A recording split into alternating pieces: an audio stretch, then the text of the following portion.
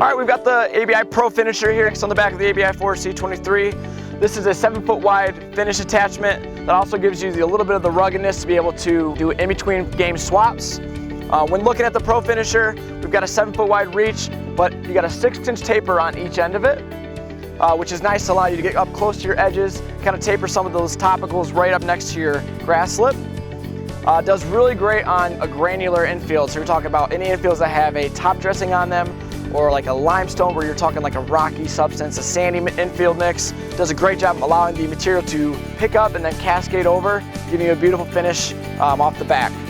So when we look a little bit closer at the engineering behind this ABI Pro finisher, I'm going to start here with the steel mesh.